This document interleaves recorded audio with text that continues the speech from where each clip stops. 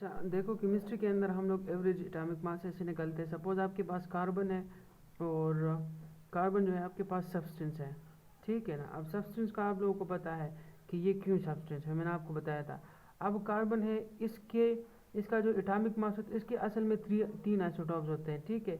एक होता है कार्बन 12 होता है, दूसरा होता है कार्बन 13 होता है, दूसरा होता है कार्बन 14 होता है। अब मेरे पास जो वैल्यूज है ना, जो इसका एटॉमिक मास आ रहा है, एटॉमिक मास, ठीक है।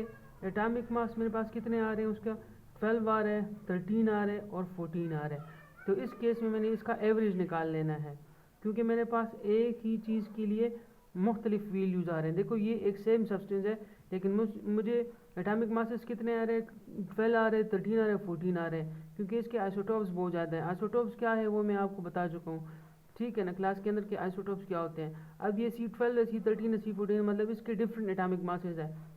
तो मैंने कौन सा लेना है, मैंने वो वाला लेना है जो इसके मिडिल, जो इन तीनों के मिडिल वैल्यूज़ के बराबर हो, ठीक है ना।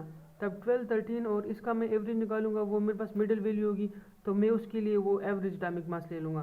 देखो हम ले लेते हैं हाइड्रोजन का। हाइड्रोजन देखो, तब हाइड्रोजन के लिए भी तीन आइसोटॉप्स होते हैं। फर्स्ट आइसोटॉप हमारे पास प्लूटियम है, दूसरा है ड्यूट्रियम, तीसरा है ट्रिटियम। अब इसका H1 होता है, इसका H2 होता है, इसका H3 होता है। अब इसका मास नंबर मेरे पास, एटॉमिक मास को अगर मैं कैलकुलेट कर लूँ, एटॉमिक मास, तो एटॉमिक मास मेरे पास इसके कितने आ रहे हैं, इसके पास 1 है, 2 आ रहे हैं और 3 आ रहे हैं। अब मैं क्या करूँगा, यहाँ पे भी मैं इसका एवरेज ही ले लूँगा, ठीक है ना। मैं इसके एवरेज निकाल लूँगा, क्योंकि मेरे पास अभी सेम सब्सटेंस के लिए मुख्तलिफ जो है एटॉमिक मासेस आ रहे हैं। तो वही बात है, जब आपके पास सेम वैल्यू के लिए डिफरेंट मल्टीपल वैल्यूज आ जाए, तब उसी केस के अंदर आप लोगों ने एवरेज निकाल लेना है। देखो अब क्लोरीन को देख लो, क्लोरीन को, अब क्लोरीन के दो आइसोटॉप्स होते हैं, क्लोरीन 35 और क्लोरीन 37, ठीक है। तब हमारे पास इस केस के अंदर अगर आप एटॉमिक मासेस को देखें, एटॉमिक मासेस को आप देखें, तो एटॉमिक मासेस मेरे पास कितने आ रहे हैं, 35 आ रहे हैं और 37 आ रहे हैं। तब मैंने क्या करना है, इन दोनों में से मैंने एक ही लेना है जो कि इसका एवरेज होगा। तब मैंने इसका एवरेज जो है ना वो निकालना है, ठीक है ना। तो मैंने आपको बता दिया कि क्यों हम लोग एवरेज निकालते हैं। कुछ ऐसे एटम्स होते हैं जहाँ पे आपके पास उसके आइसोटॉप्स नहीं होते। जब उसके आइसोटॉप्स नहीं होंगे तब हम उसका एवरेज एटॉमिक मास नहीं निकालते, हम सिर्फ उसका एटॉमिक मास ही लिख लेते हैं, ठीक है ना। जिस तरह पोलोनियम है, PO है, उसके हमारे पास आइसोटॉप्स नहीं होते, तब हम उसका क्या करते हैं, हम उसका एवरेज एटॉमिक मास नहीं लेते, हम सिर्फ उसका एटॉमिक मास लेते हैं। तो दोबारा सुने, अगर कोई एलिमेंट इस तरह हो कि उसके आइसोटॉप्स नहीं ना हो, तो फिर हम उसके लिए एवरेज एटॉमिक मास नहीं निकालेंगे, फिर हम सिर्फ उसका सिंपल एटॉमिक मास ही लिखते हैं। जब भी किसी भी सेम सब्सटेंस के लिए उसके डिफरेंट आइसोटॉप्स आ जाएं, फिर उसी केस के अंदर हम लोगों ने उनके जो एटॉमिक मासेस होते हैं उनका हम लोगों ने एवरेज निकालना होता है, ठीक है। ये बात मैंने क्लियर कर दी है। अच्छा अब देखो एवरेज एटॉमिक मास कैसे निकालते हैं, मैं आपको बताता हूँ।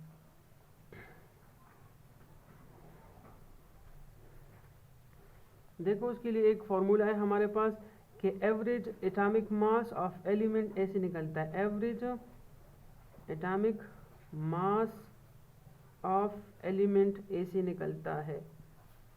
क्या करो, mass, atomic mass of first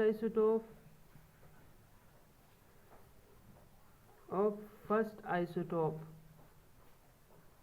उसको क्या कर लो, मल्टीप्लाई कर लो उसके परसेंटेज एबंडेंस के साथ, ठीक है। फिर डिवाइड कर लो 100 के ऊपर, फिर ऐड कर लो इधर अगर दूसरा एटॉमिक मास हो, तो atomic mass of second isotope का, फिर उसको मल्टीप्लाई कर लो उसके परसेंटेज एबंडेंस के साथ, और उसको भी 100 के ऊपर डिवाइड कर लो। तब आपके पास क्या आ जाएगा, आपके पास एवरेज एटॉमिक मास आ जाएगा। देखो मैं आपको दोबारा बताता हूँ, average atomic mass of first isotope आपने यहाँ लिख देना है, यहाँ इसका परसेंटेज एबंडेंस आ जाएगा। यहाँ आपने क्या करना है, यहाँ आपने atomic mass of second isotope लिखना है और उसका परसेंटेज एबंडेंस लिखना है और डिवाइड करना है 100 के ऊपर, ठीक है। अब हम एग्जांपल लेते हैं, जिस तरह कैसे, देखो अगर हम क्लोरीन को देख लें, तो क्लोरीन के हमारे पास दो, क्लोरीन 35 है और क्लोरीन 37 है। अब क्लोरीन 35 का जो एबंडेंस है ना, वो हमारे पास 75% है, नेचुरली अबंडेंट, या परसेंटेज एबंडेंस जो है वो इतनी है। और इसके लिए कितना है, इसके लिए 25% है।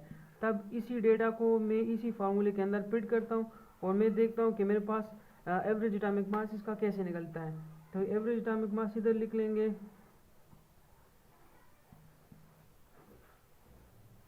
और इधर क्या कर लेंगे, atomic mass of first isotope मेरे पास कितना है, मेरे पास सपोज 75 है, 75, ठीक है। अब मैं मल्टीप्लाई कर लूँगा किसके साथ, इस सॉरी यहाँ पे इसका एटॉमिक मास 35 है, तो मैं 35 लिख लूँगा और इधर इसके साथ मल्टीप्लाई कर लूँगा, इसका जो परसेंटेज अबंडेंस है वो मेरे पास 75 है, ठीक है ना, और इधर 100 के ऊपर डिवाइड कर लूँगा। अब देखिए atomic mass of second isotope, second isotope मेरे पास ये है, ये सेकंड आइसोटोप है, ये फर्स्ट आइसोटोप है। अब सेकंड आइसोटोप के लिए एटॉमिक मास कितना है, वो 37 है, और इसका परसेंटेज अबंडेंस कितना है, वो 25 है। तो मैं 25 लिख लूँगा, 100 के ऊपर डिवाइड कर लूँगा, ठीक है ना। जब मैं ऐसे करता हूँ, मैं कैलकुलेट करता हूँ, तो मेरे पास average atomic mass of chlorine क्या निकलता है, average atomic mass of chlorine मेरे पास निकलता है 35.5 समथिंग, ठीक है ना। ये मेरे पास average atomic mass of chlorine निकल आया है, ठीक है ना। तो इस तरह हम लोग करते हैं।